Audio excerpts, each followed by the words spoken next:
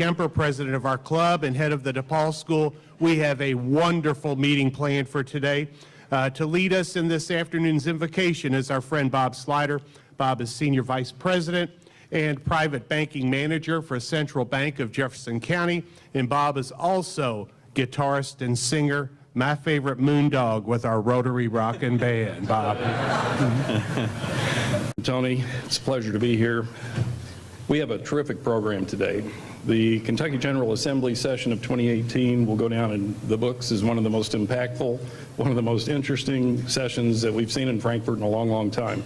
There were a lot of twists and turns, just like in a great novel. Sine Die was this past Saturday, and many of us would say finally, and we're very pleased that we have with us today two of the most informed folks that work in Frankfort day in, day out, and they're going to provide us with a wonderful wrap-up of what the legislature did, what happened, and why does it matter. Our first speaker, Bob Babbage, heads the award-winning Kentucky-based firm Babbage co-founder. Bob is a leading lobbyist and has been in Frankfort for the last 20 years.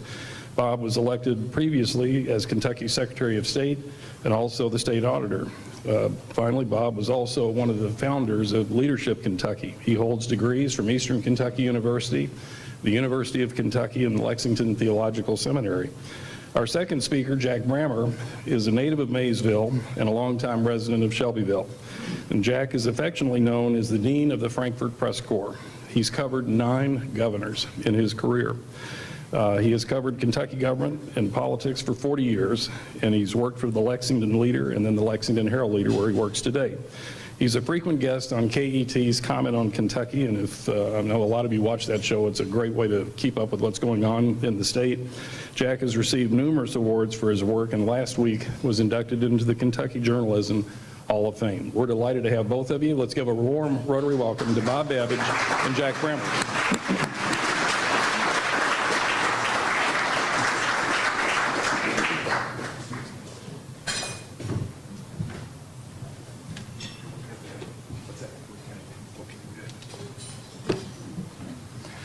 Well, you're about to find out why they call Frankfort Hollywood for the ugly.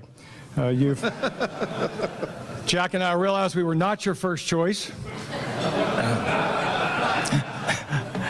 but we wanted to be here anyway, particularly asking that you tell Russ Coleman that we prefer to remain unindicted. So thank you for laughing, Tricia Burke. I appreciate that. I want to say a few words about Jack before we go on. He is a rare person in American journalism. There's not a shred of fake news about him. He is a moderate, well-humored, constantly well-humored, decent, great guy who works his butt off to be a great reporter. And I'm honored to be with him and to be with a Hall of Famer, and I would ask you that you welcome him for that reason. Thank you. Big deal.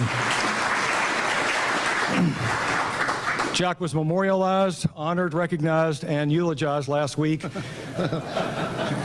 Conveniently for us, he did not pass on to his reward. So Jack, great to be with you. Thank you, Bob. Maybe I should just better quit now after an introduction like that. I'm grateful for your hospitality. I'm grateful for those kind words, Bob Babbage. Luke, thank you for the introduction. You know, sometimes introductions are the best part of a program. You get to know a little bit about a person. I like the introduction involving President William Howard Taft. He was president early part of the 20th century. He was a Republican, Bob, who tipped the scales at more than 350 pounds and said he once got stuck in the White House bathtub. There was a U.S. Senator, Chauncey Depew, a Democrat from New York, and he invited President Taft to speak in an assembly in Albany, and Depew thought he would have a little fun at the president's expense. So Depew got up to introduce the president and said, "Ladies and gentlemen, tonight I give you a man pregnant with courage, a man pregnant with integrity, our President William Howard Taft." And Taft rose slowly from his seat, patted his belly, and said, "If it is a girl, I will call her courage. And if it is a boy, I will call him integrity. But If it is nothing but rancid gas, I will call it Chauncey Depew. So thanks for the introduction, Bob. Wonderful to be with so many friends here. Tricia, Alice, definitely John at the zoo. Jack and I often look out and remember that classic of Your Field by Dr. Seuss, If I Ran the Zoo. It's quite a challenge at moments. I appreciate Luke and Julie. How upside down were things at different moments in Frankfurt? There was that magic time, Jack, when the teacher said, override the budget, and the not always long-time reliable group for their vote, the GOP, came running to get it done, and the very reliable group for teachers, the Democrats, voted against it. So Jack and I were asking ourselves, was it upside down? It was a tough start because the pension is broke, the budget was imbalanced. Hopefully it's balanced now. And the road fund was a challenge, and tax reform is tough calculus. So that's what was dealt with. Those are the summary pieces that we'll share with you, along with a few of the things that made it that you might not have recalled, and a few that didn't make it that will come back next year. Of course, in an even-numbered year session such as this, the most important bill is always the budget bill.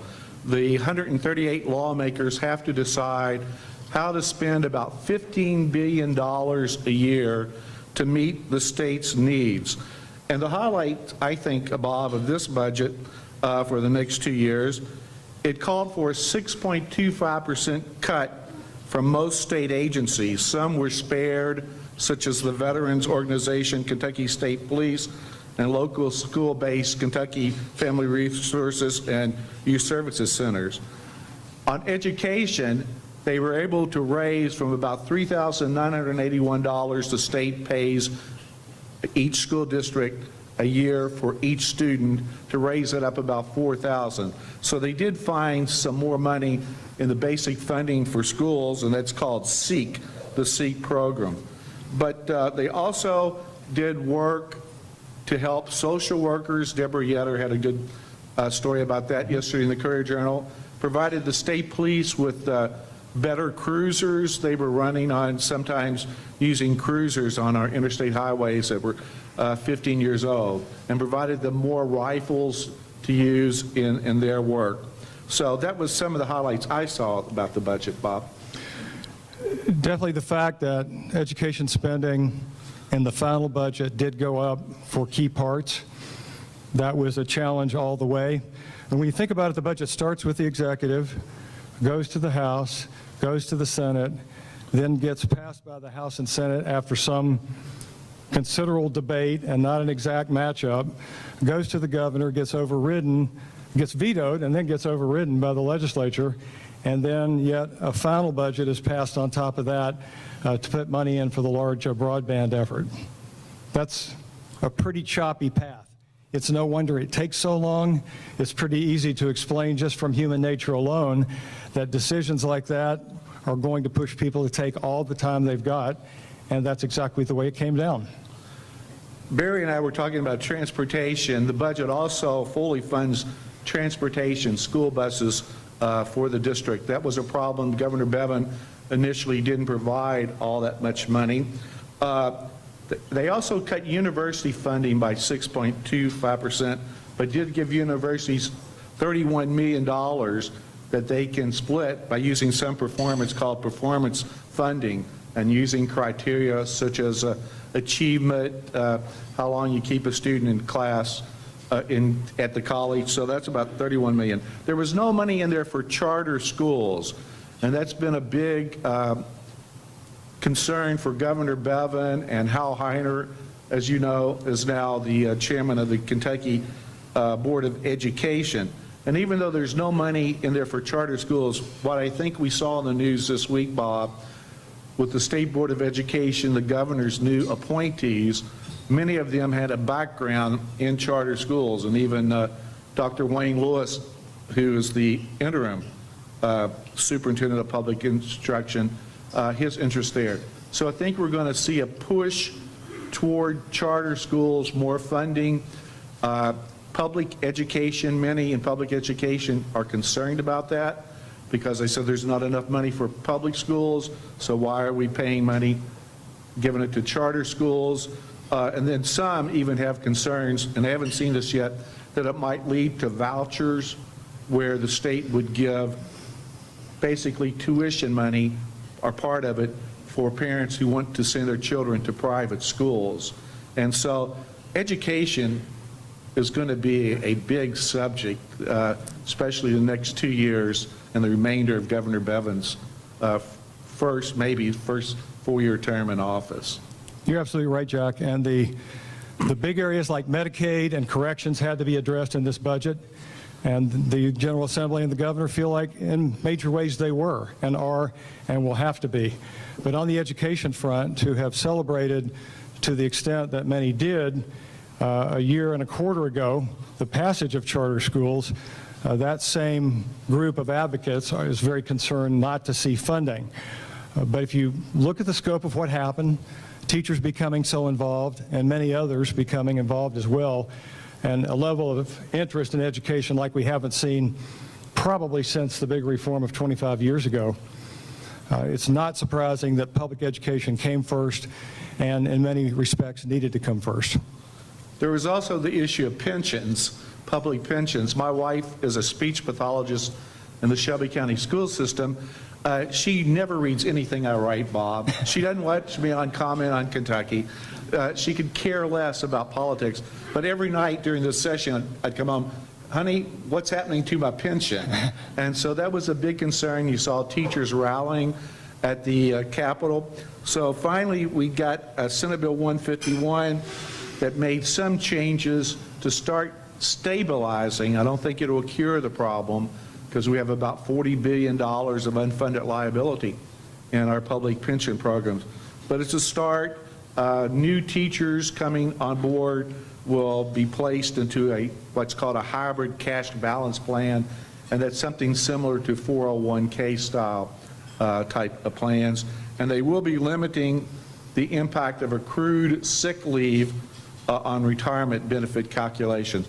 So it was a start. The governor even vetoed that bill, right, Bob? And that was one of the three that the legislature overrode in the final days. In addition to that retirement feature Jack mentioned, for years, teachers have accumulated several hundred sick time hours to be put into that final pension calculation. So if you imagine that being several $1,000s of compensation in their last year, and those last years are what goes toward the retirement, then that extra sick time check on top of it all figures out for years to come in many cases. That was the part that was changed, I think, effective in January. Is that right? Yes, January 1. And that became a serious linchpin in the whole decision, as well as a point of contention for a lot of teachers who showed up. There's one day when we think we had about 15,000. Yes, easily. On average days, there were many educators in the Capitol. Right. Besides the budget and pensions and education, taxes, which almost is a dirty word in Frankfort among politicians, but taxes were adjusted in Kentucky. We're now going to have a flat 5% income tax rate for individuals and companies.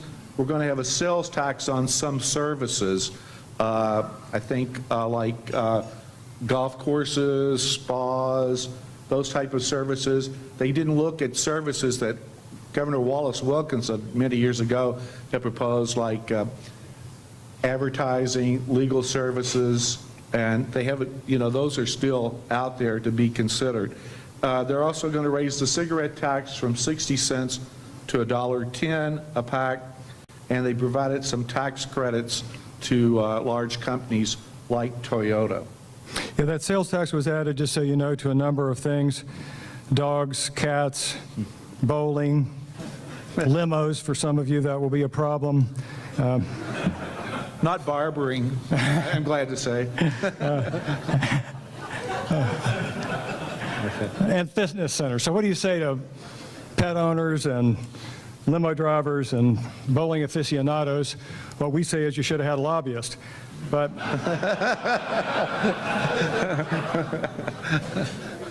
years ago, they left out tombstones. They moved tombstones out of the tax equation, which always struck me as a little bit odd. That cost us $5 or $6 million a year, just so you know.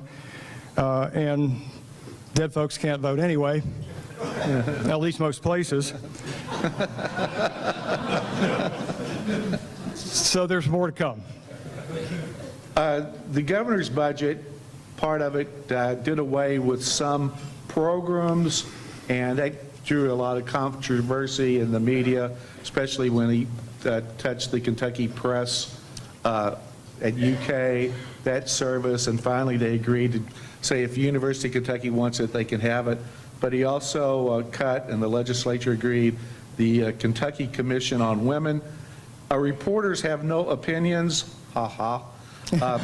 But there was one I was particularly interested in, Barry, and that was funding the Capitol Annex cafeteria, where you can get a good meal every day for about $5. So I was personally concerned with that one, and the legislators thought that so many school children come to the Capitol that they have provided funding for that cafeteria if you're in Frankfort. Well, the valet parking franchise would be great to get at the Capitol, Jack, with all the people we had. Of course, John Chilton of your community, our state, had a tremendous role in trying to figure all this out, and still is. There was a 417-page tax bill fix on Saturday that some of you have discovered and are studying and looking at to see if those additional changes have a surprising effect or a bigger effect. It is possible that taxes will be looked at again, as Jack referenced. And this is an ever-evolving kind of thing. If you never get it just right, then you're gone for a while. Legislature works very hard over the off-season, and a lot of the winds of the future and issues of the future are worked out from really now until December. So while 700 or 800 bills probably didn't make it, and maybe about 100 did, there's a lot more work to do. There were some other bills, I'll hit them real quick if I may, Bob. The road plan, that's always considered the 2 years. Barry, they're going to authorize about over $2.4 billion for bridges, repaving, other highway needs. They all seem to agree privately that there needs to raise the gasoline tax, but they didn't tackle that this session, as chaotic as it was. But I think that's something that's coming in the future. If I can mention 2 or 3 other bills real quickly. There's always, whatever you view, is probably the most controversial subject I cover is abortion, and that will always be controversial. The legislature did pass a bill to prohibit a certain type of abortion procedure known as D&E if a woman is more than 11 weeks pregnant. The ACLU of Kentucky has already filed a lawsuit against this, and that law has been temporarily halted. The Friends of ACLU of Kentucky often call the Kentucky General Assembly their annual fundraiser. True. Also, breweries, if you're interested in those, House Bill 136 will increase what breweries can sell on site to 3 cases and 2 kegs per customer. Probably one of the most important bills, didn't get that much attention, was one pushed by First Lady Glenna Bevan, and that deals with foster care and adoption. It will streamline adoptions in Kentucky, where it has been taking years for a couple to adopt children. That will be more efficient and faster, and it even creates a new committee just to focus on children. And my personal opinion, what a wonderful idea. And in keeping with the First Lady's efforts, there is more funding for foster care in the budget. Also an opioid crisis budget action that will be significant, reform to workers' comp, unemployment insurance, reforms that were debated heavily, we should say. Some things didn't make it. Marijuana, medical marijuana was talked about. Chuck and I decided that was a joint decision for the future. You're getting ahead of yourself. So let's roll on. The coal-solar fight was a good one, right to the end. Yes. And Goliath was winning at all those turns, and then all of a sudden it stalled on Saturday. The gas tax will be a big question for the future, and how we distribute road funds.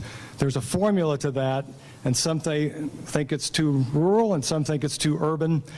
All depends on where you're from. Every bill, every action is a message home, and the road plan is certainly that. Yeah, one other that involves Jefferson County in particular and Fayette County to a degree. House Bill 169 will establish penalties for criminal gang-related crimes, and it will make gang recruitment a felony instead of a misdemeanor. This is a very controversial bill. It's now on the governor's desk, and we'll know by the end of next week, maybe even sooner, whether he will veto that. If he vetoes it, it's dead, because legislators don't come back anymore until January. So the gang violence bill is something to look out for, too. Well, we love questions. Jack loves to ask them, so I would love watching you ask him a few if you would like to. Is that an appropriate thing to do, President? Both of us, any questions? Jack and Bob, thank you. Rotarians, I know we have such great interest and we all have strong opinion, please refer to the Q&A rules. 30-second time limit. No pontification, please. First question. In your experiences, are there any events like the teachers' arrivals at the Capitol that you can recall that were so significant in terms of number and intensity? Thank you. Not that we've witnessed, don't think. I have some pictures of when Dr. King was on the front steps, and also met with Governor Ned Breathitt that day. Keepsakes in our family. But in recent times, to get a couple hundred auto dealers there, or a couple of hundred accountants, or any number of interests, everybody shows up. You have to understand, everybody, every part of healthcare, not just healthcare, every part of the economy. It's terrific, the number of interests, and a whole lot of smart people show up at the Capitol, and a lot are elected with an area of expertise that they're going to apply all the way through their service. That's part of the magic of it all. Yeah, I've been there 42 years. That was the largest crowd I've ever seen in Frankfurt. And it's interesting, the movements across the country of citizens getting involved. I think it's healthy for people to get involved. We've seen it from teachers here and some other states, and especially the young children, the youth. They're young to me, young children. But people getting involved because it is our government. Yes, sir. I'm Tracy Holliday. Jack, Bob, thanks for being here with that concise and astute summary of the session. One of the challenges in all levels of politics, it seems these days, is partisanship, sometimes rampant partisanship. In your opinion, for this past session, was there better, worse, or the same level of cooperation and communication between the parties to get some things done?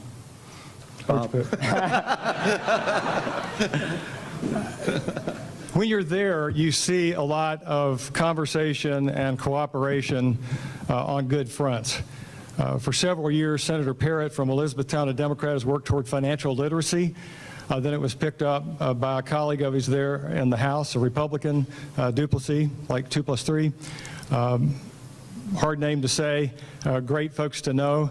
They have pushed it. It will be a requirement now in school. One more thing to add to the curriculum, so not always easy when we take those things on as a state, but it's been very successful in Tennessee. We know a lot about it, and that's an example of one person starting it, one person finishing it, but a lot of credit to go around. It's a good thing, and we see that often. We see, especially in some of the split votes at the end, Jack, right. Clearly you had some Senate Republicans voting with Democrats, and on that last couple of votes you had a real mix of the red and green lights, green for yes and red for no. Not exactly what you would normally think about. But because of the proximity there and how people are together, you get to know people, you start to like them. That's just the way it goes. Well, let me answer that question like a politician. Partisanship is alive and well in Frankfurt. Okay? Yeah, there's still, you got the House Republican caucus. Republicans control both the House and the Senate. And we were talking, I see in the House Republican caucus 3 different factions. That you have libertarians, even though they're Republicans in name, but they're basically libertarians. You have a faction still aligned with the former House Speaker, Jeff Hoover, and then you have some who's just trying to do the best they can, like in the David Osborne faction, and Jonathan Schell, who's the majority leader. So even among Republicans, you know, there are factions there. But I will give a plug for Senate President Robert Stivers, a Republican from Clay County. I think he really tries to accommodate, if somebody has a good idea, you know, of course he wants Republicans to get a credit for it, but he will work with people and try to do what's good. But you see, there are too many instances where if you don't agree with me 100%, you're my enemy. And I could get up here and give you my views on abortion, and it would probably alienate half the crowd, and the other half would give me a standing ovation. So it's really tough. I think politics, we have a governor who has a sense of urgency. He wants to get things done. And I don't think, I wouldn't mind if hearing my say this. You know, he wants it done now, but government is slow, it's tedious of getting things done. I think our founding fathers and mothers wanted it that way, to be deliberate and not always rushed. But still, there's always been partisanship in American political history, and it's there to a degree. I just wish they would be more civil and stop name calling. And just because I write a story where an attorney general sues the governor, that doesn't mean I am one of the attorney general's little friends in the media. Don't say that, please. Thank you both for your remarks today. Susan Zepeda. My question has to do with what finally happened with the pension exclusion in the taxes. I've heard it had been dropped to a lower amount and then inadvertently eliminated and maybe restored. Could you all close the book on that one? 31,000 is where it ended up, right? Yeah, 31,000 set. And also, yeah, 31,000, and they also are providing relief to local governments, the libraries and universities, school districts that were facing enormous pension contributions, and that was included in the budget bill that the governor vetoed. But it was overridden, so it stands. Patrick Welsh, thank you for being here. I have a pension question, but I'm going to violate the no statement rule. I think the legislature overrode the governor, not legally, but in terms of what they put in, by continuing to subsidize the cafeteria because that's where they all eat lunch. And I get my best sources, best news tips from the cafeteria because That's where collaboration happens. yeah, don't tell them that. It's well worth the $5, I guess. The question is, what was the final fate of spreading out the tax increase, pension increase for localities? The practical impact is that would have been a terrific hit on the locals. The other impact, though, is it doesn't come in as fast. So it's not in the fund, right, Jack? Exactly. And that's a loss of earnings that will affect the long term of a pension that's already troubled. So it is spread out then over Yes, sir. Right. 10 years. Yeah, the Harlan County Judge Executive told me he was facing July 1st about a $75,000 hit. That's a lot of money, he said, to his budget. Okay, thanks. Cynthia Napek with Leadership Louisville. The folks in Jefferson County often have a little bit of a more laissez-faire, hands-off relationship with our elected officials. And I wonder, do you think we suffer for that? Are there suggestions that you all have for this esteemed group of business leaders for ways that they can connect easier, more often with our elected officials? One thing I would say, we were talking earlier about the urban-rural split in the legislature, and it's predominantly rural, but, you know, Jefferson County, a third of the population, the economic engine for the state. I always believe talking to people, getting to know them is great, and doing little things, maybe when they're in the session, if there's a Broadway play at the Kentucky Center for the Arts, you know, bring them down here, or you know, everybody likes to be wined and dined, and little things like that, just getting to know them and talk to them, because that urban-rural split is still there in the legislature, and that's unfortunate. Great to see you, and I appreciate your work so much, as you know. Louisville is the star city, it's the economic engine, and the Triangle especially so. We have to continue to make our points about the urban economic contribution to the state. Every year, I think we get a half a point more urban, so we get a half a point less rural. And by maybe 2020, 2025, we're looking at about a 60-40 split in terms of the population.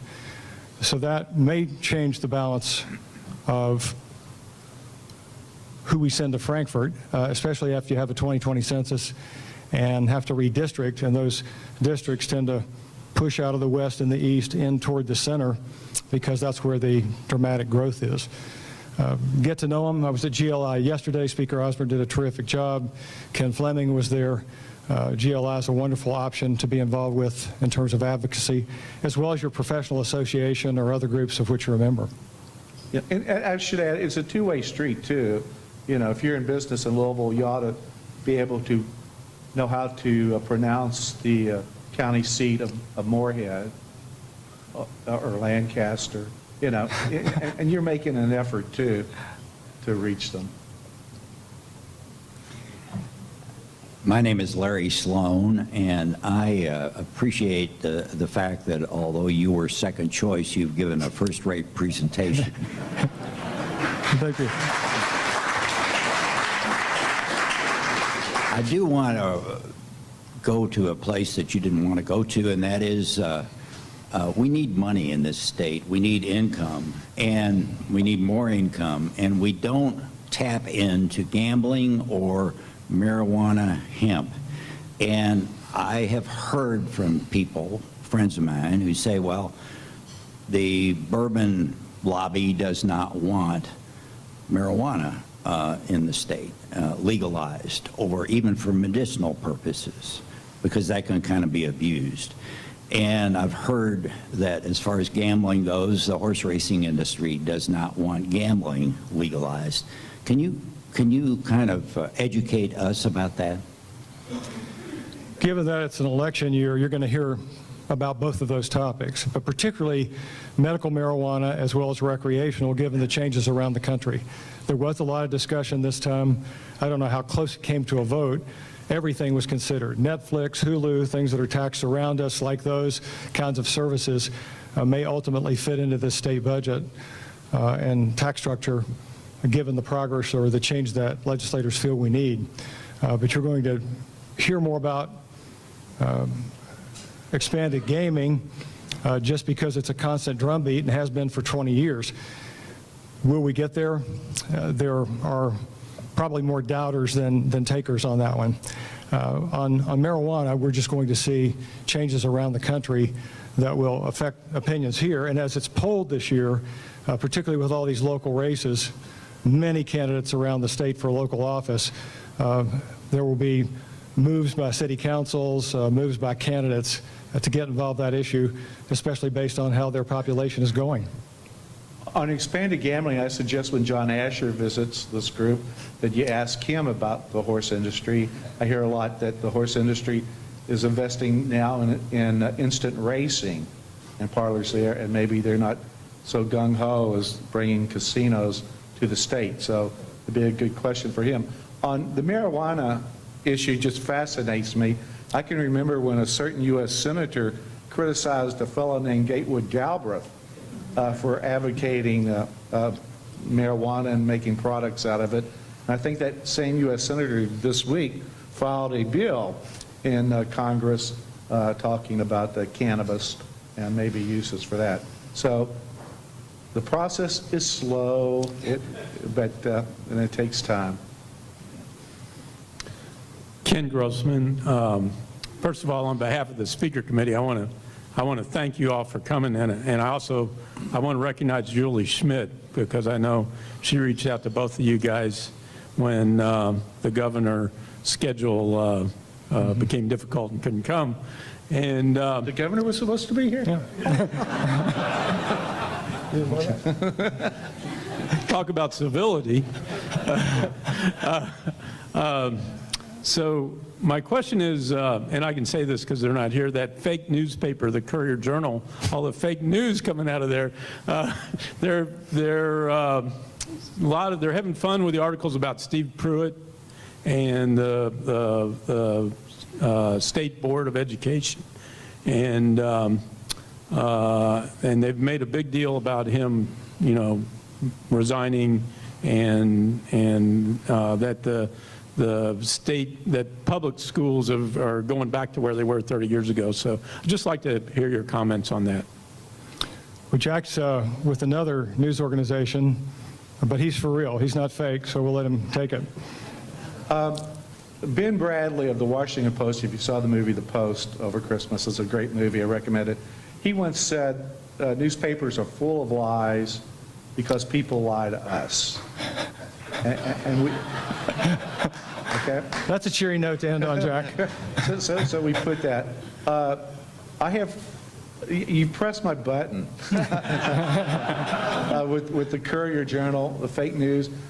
We make mistakes, but in my 42 years at the Herald Leader, and most of the people I know at the Courier, the Tom Loftuses and the Deborah Yetters, I'm not talking Joe Girth. He's a columnist. He's a different animal.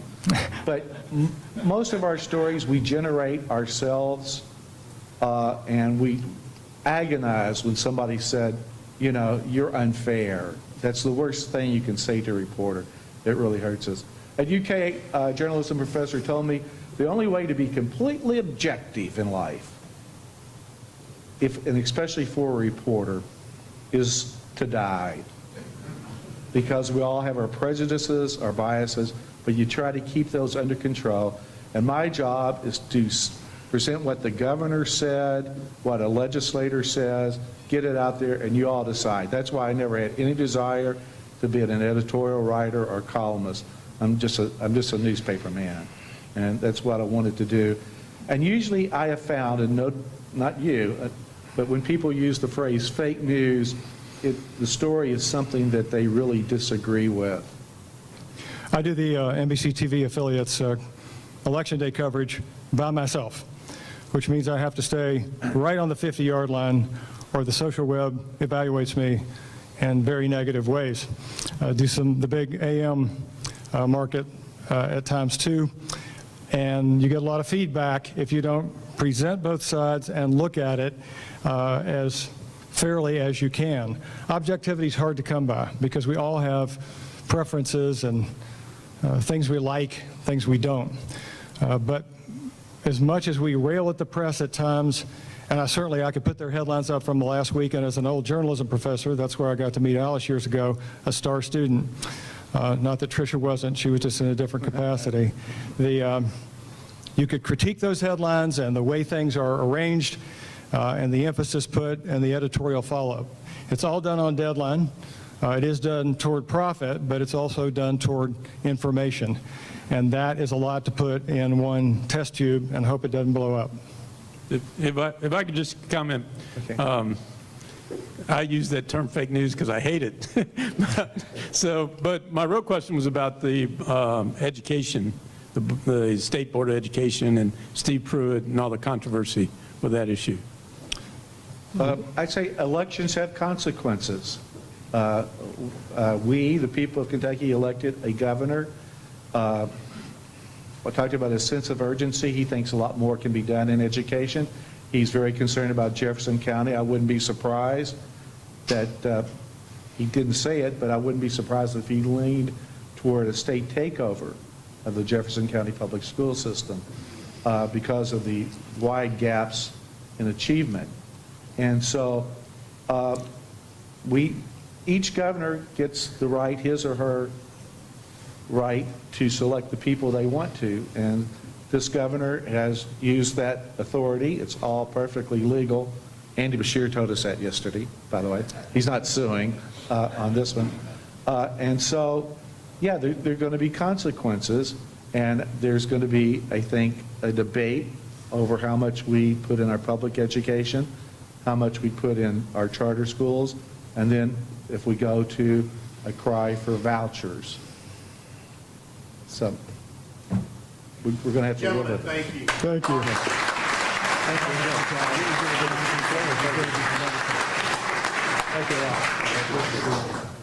Brilliant. That was absolutely brilliant. We appreciate so much you being here.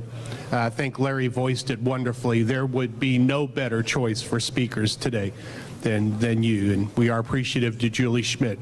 One final word to all of us. It seems like it's only moments after each meeting that our office sends out a survey. It takes about 2 minutes at most to complete, just evaluating the program, the speakers, the food, any opportunity to interject any other comments. Typically 45 to 50 complete that on a weekly basis. So your homework for this week is to have a survey response to today's meeting that exceeds 100, please. 100. I'm going to be watching, okay? So, hey, it's great to see everybody. Guests, remember the What is Rotary table. I'll be on the other side of the wall there with Jim Watkins. Marvelous presentation today. Our meeting is adjourned.